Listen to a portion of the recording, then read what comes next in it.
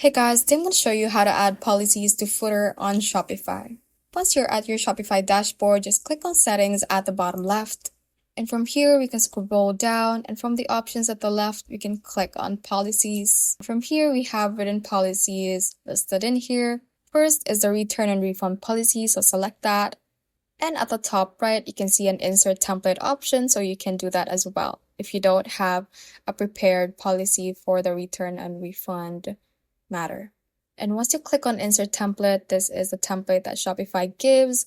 But remember that templates aren't legal advice, so make sure to go read through it and add in specific information such as this one right here, which should be specified to your business, and also read thoroughly to make sure that everything is applied to your store, and if not, you should remove that information or part of the policy. So after you have checked everything, just click on publish at the bottom right. Next is the privacy policy. So this is automated to be in sync with store settings and latest Shopify templates. You can just read through it. And again, you are responsible for ensuring its accuracy and complying with applicable laws. So let's just go back. And for the terms of service, do the same. You can insert a template, or if you have some things ready. And again, make sure to read through it and make sure everything applies for your store, and also edit some information within the space provided and click on publish at the bottom.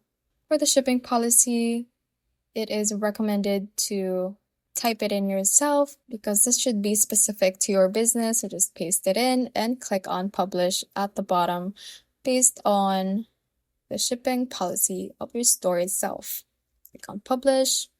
And for the contact information, you can also use a template. And again, just enter your information on the space provided. Just click on publish at the bottom once you're done editing. Then once you have done that, let's click on exit at the top right. And when we go to our online store and hover through it, you can click on this eye icon, and you can then preview it at the bottom or the footer section of your page. If you don't see it right here, let's go back to our Shopify dashboard. Click on online store from the options at the left and click on customize right here in line with your current theme.